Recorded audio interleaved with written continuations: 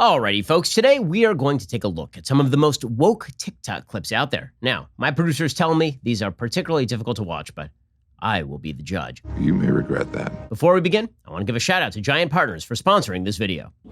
Cupiosexual people are asexual people who still desire a sexual relationship but don't experience sexual attraction. Cupiosexual people may decide to have a sexual relationship despite not feeling sexual attraction while others don't. Both are completely valid and communication is key.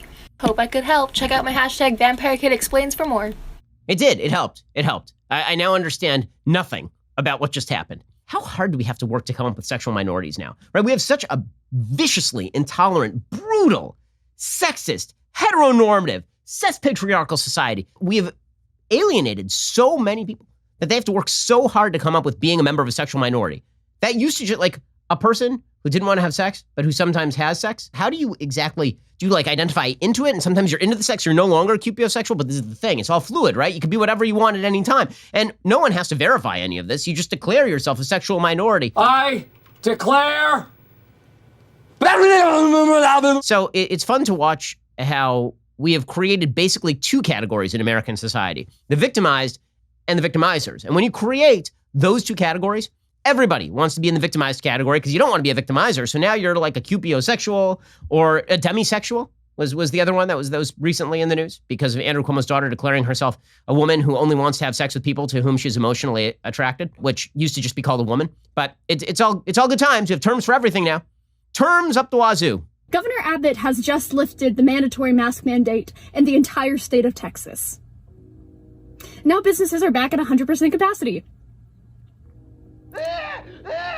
So when there's a giant spike in our country, you're gonna know exactly who to blame. You can say don't mess with Texas all you want. You know who can mess with Texas?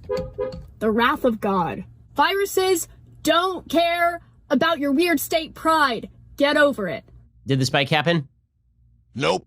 It did not. Also, I have a feeling this may be one of the only times this person uses God unironically. It's funny how the left will always talk about the wrath of God when all they really mean is this sort of pagan concept in which nature punishes you for not being left-wing enough. This is healthy behavior. Oh my God, other people aren't going to be mandated to wear masks post the possibility of vaccination, and you can get a vaccine anytime you want. Everybody can get one, and I can't boss people around. God will avenge himself on Texas. The most religious people are the pagan atheists. Hi, I'm Jax, and I just came up with new neopronouns that combine he, him, she, her, and they, them, okay? So hear me out. They, them, theirs, okay? They, them, their, whatever you want to consider it, right? Let's take the first one, the, okay? This combines she, he, and they, right? They. The. That's what they said, you know? That's what they said. I don't know what you're talking about. What are you talking about? I don't know what we're yelling about! Also, I mean, just a refresher, the word the actually does have a meaning, right? Like the with two e's at the end means you in English. So now you're just taking that term and you've turned it not into they, but also into they and he, and also she, and they and him, but not her. That's another word. That's thers. All of this is designed to confuse. All of this is designed to convey less information. Because as it turns out, there is no person who is male, female, and also plural. Those people don't exist. Plural, Nope. Not a thing. But, well, I mean, I guess it's better than those other neopronouns. Some people are calling themselves like unicorn. Unicorn-ers. You know, we are a childish and foolish society. Hi there, my name is Sarah. This little cutie is my son Bennett. As you can see, my son is a white male. So here are some books that I bought to help prevent him from growing up to be awful. Starting out strong, we have C is for consent. Pretty self-explanatory, but it's a picture book that goes into detail about consent with your body, with family. No thanks. Because I'm raising a feminist, we've got A is for awesome, 23 inspirational women. Finally, we have Except When They Don't, a book about boys and girls liking whatever they want, regardless of their gender. Oh, sorry, I'm looking up the number for Child Protective Services. This is a person who has a very clear set of values that she wishes to impart to her child. Her set of values suggests that her son, being white and male, is naturally inclined toward being a terrible, horrible person. And so she must indoctrinate him to believe that males and females are completely fluid categories, and also that white males naturally are going to be rapey. Seems like good times over there. But here's the thing. When you're a parent, you don't get to just bring up your child like they're in a vacuum. You got to pick a value system. So Here's a person picking a value system, and it has its downsides. What are your preferred pronouns? They, them. Oh, I've never heard those before. What are they? They're what's known as neopronouns. What are neopronouns?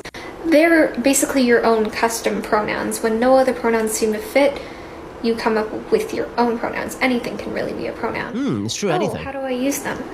It depends on the person and their pronouns. They, them follows a similar spelling to they and them, and even similar grammar rules like there and there. So they, them, themselves, theirs, things like that. Okay, now you just sound like an actor from 1940s doing a bad German accent. What do they say? Have you talked to them? Would you care for another Schnitzengruben? Neopronouns are just, you're making shit up, is what I'm getting from this.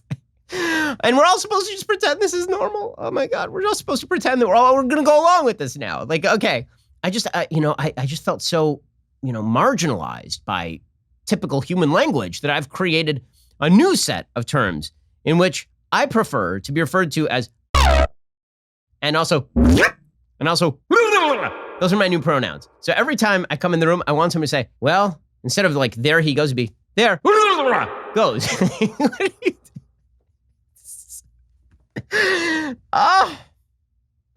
We are taking all of the things like reason and human language that used to be universal and humanizing, and we are removing those in favor of just random Good times, good times.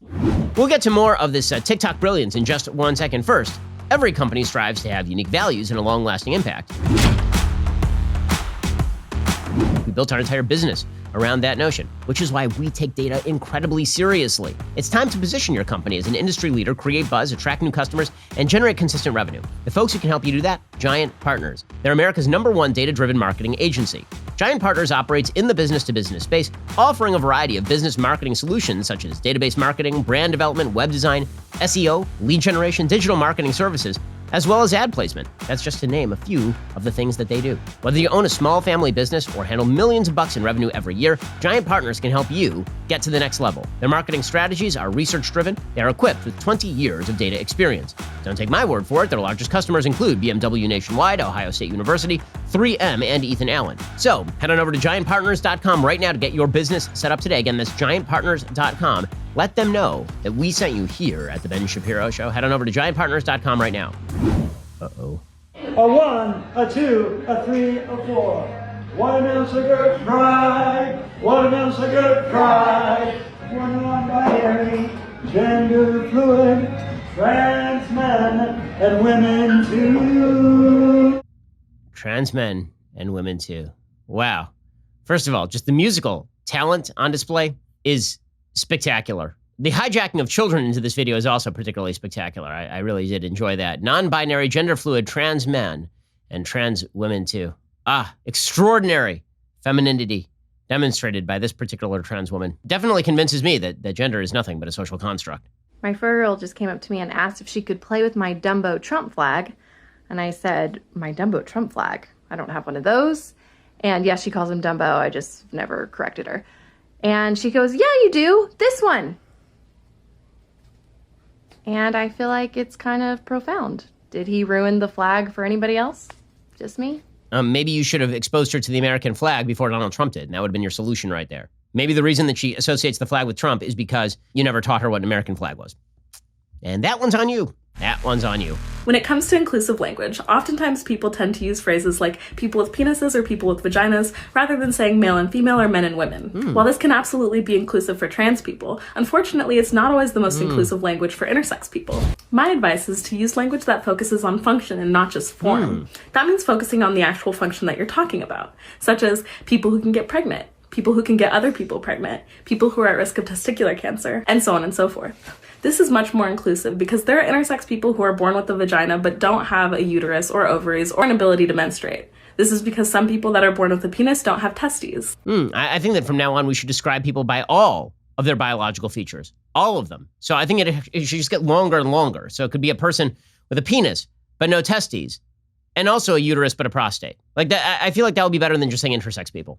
Honestly, I wonder how many intersex people really feel bad if you say that they are an intersex person, because that is a biological status, but Isn't what they identify as the only thing that matters? And why are we even trying to use objective metrics like whether they are a person who has a uterus in order to measure who they truly are inside? This lady's too intolerant.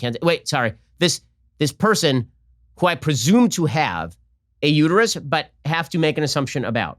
I think this person, gender offender bender, I've got what they call gaydar. is not sensitive enough, frankly. What's the worst thing that's gonna happen if you start believing that you're the hottest alive? Here's what I don't like about that statement. Why do you want to say hottest instead of just hot? It's a superlative that implies competition.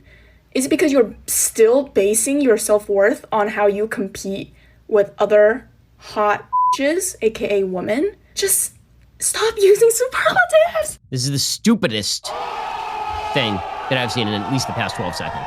Yes, it turns out that life is filled with competition. It is well known by virtually every social science study that there is competition for mates. It is true in evolutionary biology. And so that competition does exist, and you can either pretend it doesn't exist, or you can recognize that it does exist.